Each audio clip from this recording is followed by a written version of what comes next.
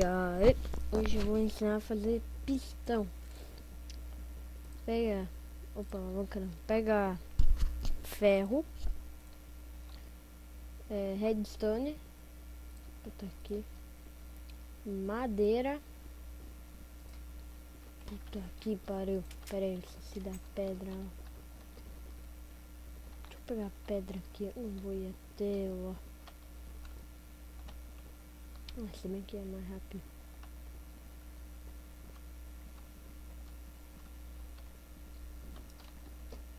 Aqui é minha mina.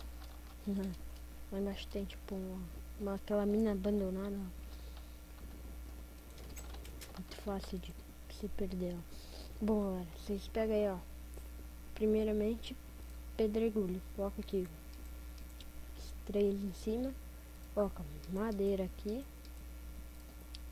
Um ferro lá. E a redstone aqui. Opa, ao contrário.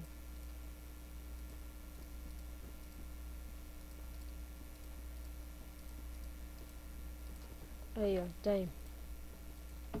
Também vou já mostrar aí como que faz a alavanca.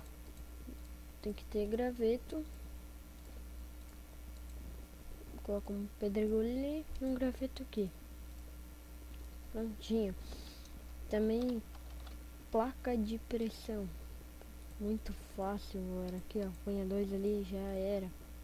E um botão que também dá pra utilizar. Deixa eu fazer uma demonstração aqui rapidinho.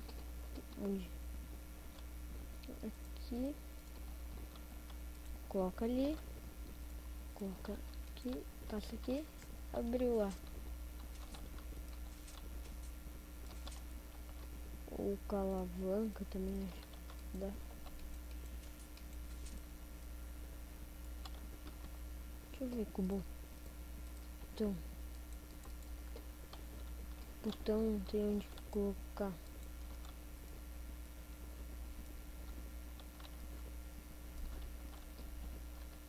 É isso aí, galera. Até o próximo vídeo. E sei lá.